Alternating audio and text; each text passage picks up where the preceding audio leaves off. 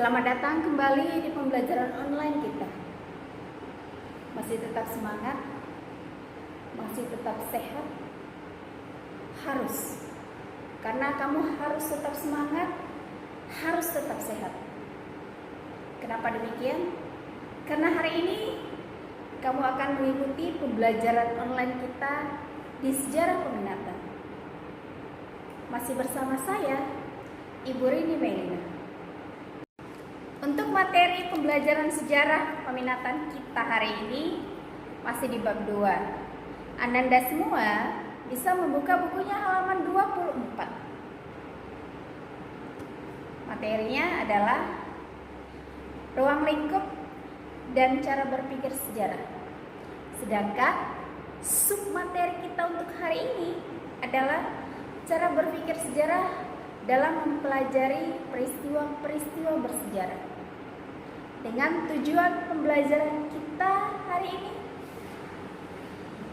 untuk mempersingkat waktu, saya harap Ananda semua sudah membuka buku paket pembelajarannya di rumah. Saya akan langsung memasuki bab kedua, yaitu ruang lingkup dan cara berpikir sejarah.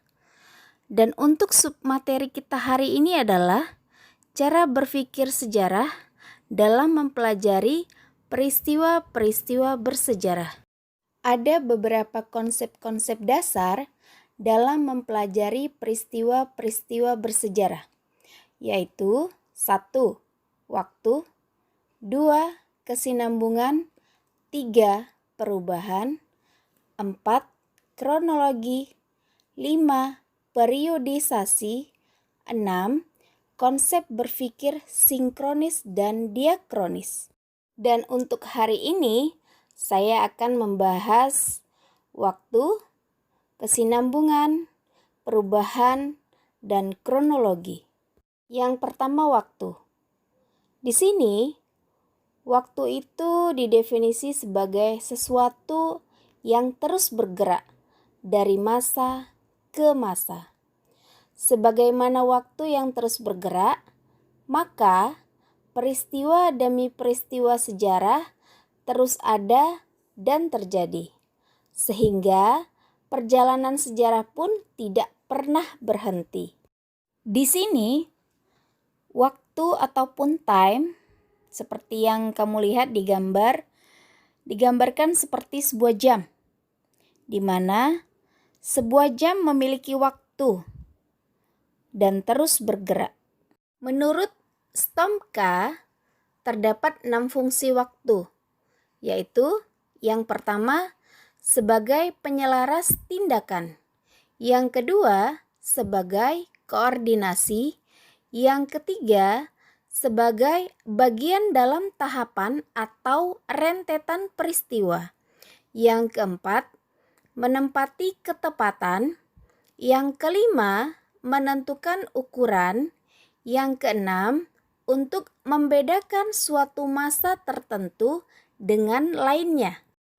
Yang kedua, kesinambungan.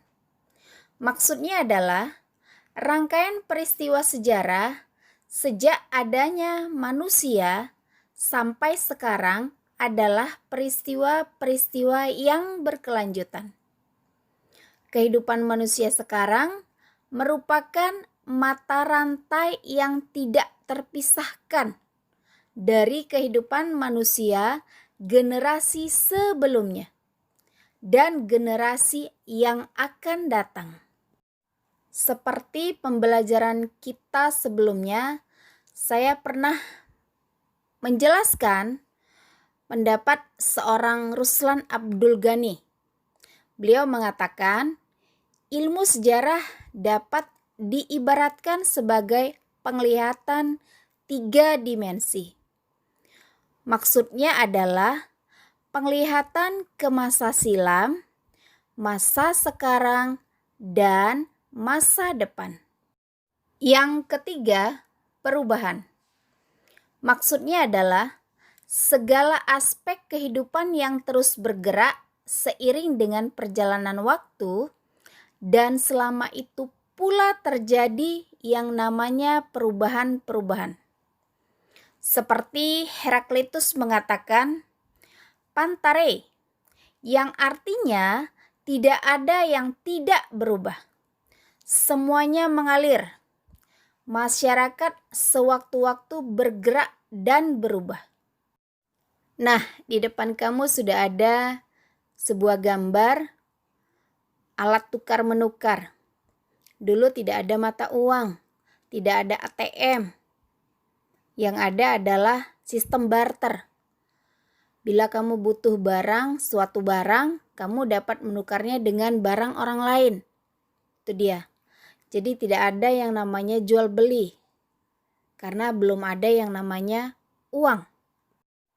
Nah, contoh yang kedua itu ada semacam transportasi ataupun kemajuan teknologi. Yang pertama itu sepeda ya. Dulu orang menggunakan sepeda sebagai alat transportasi. Tapi karena perjalanan yang namanya kemajuan teknologi, sepeda digantikan oleh mobil. Tapi belakangan hari ini, karena terjadinya yang namanya virus COVID-19, itu sepeda kembali digemari oleh masyarakat. Dan contoh yang kedua itu mesin tik. Zamannya saya, mesin tik itu adalah komputernya sekarang. Dimana ketika kamu mengetik sesuatu, kamu akan langsung bisa melihatnya tanpa harus mengeprintnya lagi. Gambar-gambar yang saya perlihatkan sebelumnya itu merupakan yang namanya perubahan secara lambat atau disebut dengan evolusi.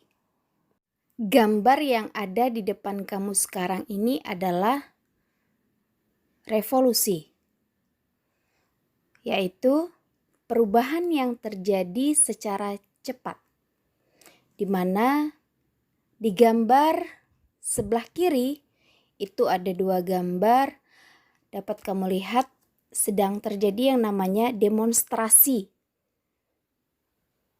di mana salah satu tuntutan dari demonstrasi itu adalah turunnya Soeharto menjadi Presiden kedua Republik Indonesia.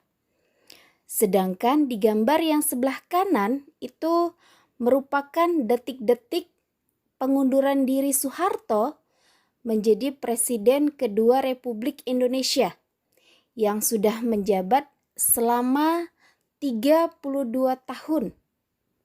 Yang keempat, kronologi. Kronologi merupakan sesuai dengan urutan waktu. Sedangkan anakronis merupakan ketidaksesuaian kronologi dalam suatu karya, khususnya penempatan seseorang, peristiwa, benda, ataupun adat istiadat yang tidak sesuai dengan latar waktunya. Kronologi sebagai ilmu dasar sejarah mempelajari tentang tarik atau sistem kalender yang digunakan di berbagai tempat dan berbagai zaman, serta menerjemahkan suatu sistem kalender lainnya. Misalnya, pada zaman Hindu menggunakan kalender Saka, dan penyesuaian terhadap kalender Masehi cukup menambahkan 78 pada angka tahun Saka. Demikianlah pembelajaran kita hari ini. Dan untuk tugas hari ini, kamu cukup membuat sebuah kronologi yang terjadi pada persiapan kemerdekaan Indonesia pada tanggal 17 Agustus 1945 sampai pembacaan teks proklamasi dilakukan. Untuk lebih jelasnya, kamu bisa melihat contoh di buku paketmu halaman 26 yang terdapat pada tabel.